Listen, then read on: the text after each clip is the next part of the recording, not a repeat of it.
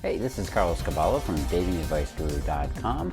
Today we're going to talk about 5 relationship problems, and we're also going to give the other side of the story. We're going to give you 5 solutions to save your relationship.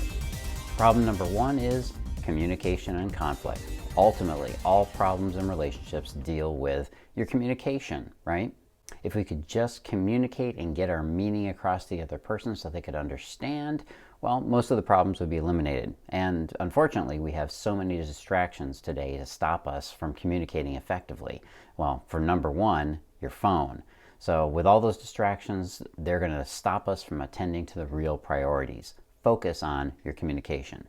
Problem 2 is, of course, sex. Sex is a huge issue in relationships for a good reason. But contrary to popular belief, it's not that hard to find somebody that's sexually compatible with you when you're communicating and you're working to make the relationship good for both people. If you don't feel heard or validated, it's going to be very difficult to connect sexually. So keep sex a priority in your relationship, right up there along with your communication. Problem number 3 is trust and infidelity. Of course, those are a huge issue in a lot of relationships, and this one's easily solved with communication. Because without trust in your relationship, you're going to find that the foundation is missing, and everything that you want most is going to be based in the trust you have with the other person. Problem 4 is money and family concerns. It's often said that money is the number one reason that marriages fail, and to a certain degree that's true, but I'm not sure I believe that entirely. My theory is that money is secondary to what I call mutual intention. In other words, if you both have the same goals and you're going in the same direction, you'll come together on how to function and how to make that happen. Otherwise, you're just going to end up fighting over everything. So make sure you're both headed in the same direction. Problem number 5 is no devotion or commitment. And I call this the barely there syndrome of relationships.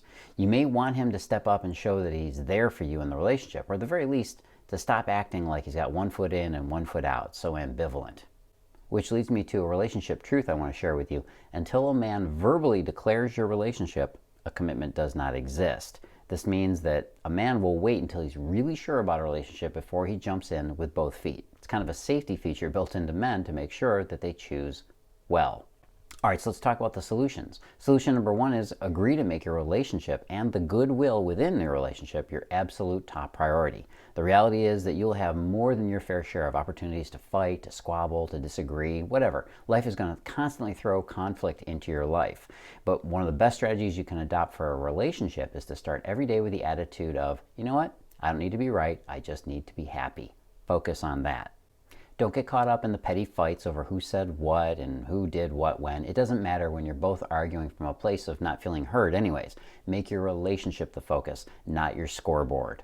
Solution number 2 is to make communication your next priority. And this one is probably a huge duh, considering I already told you that communication is huge.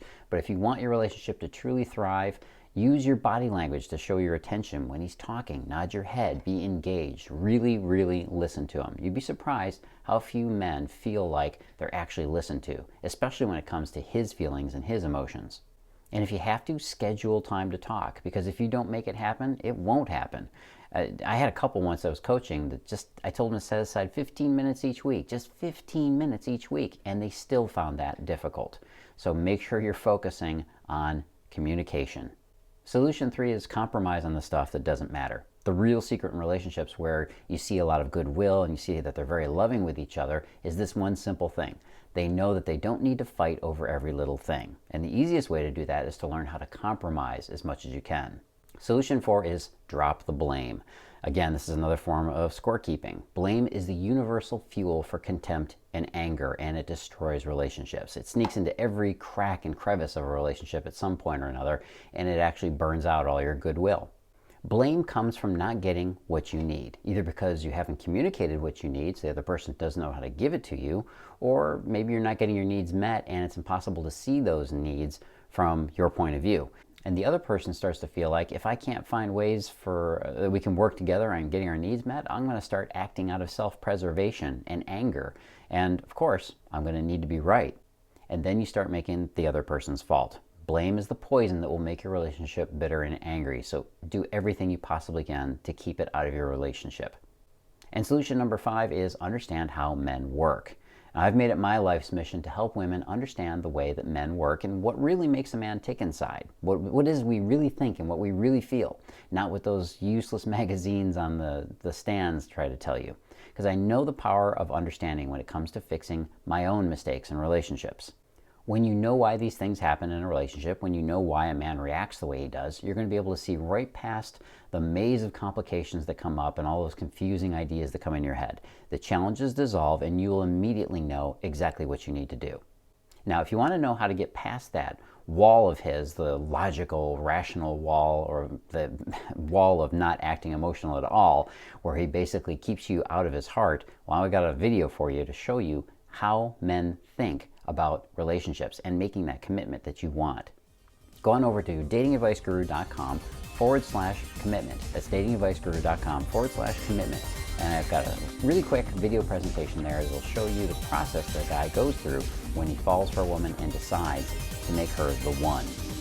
I'll be seeing you again next week. Until then, live and love with passion.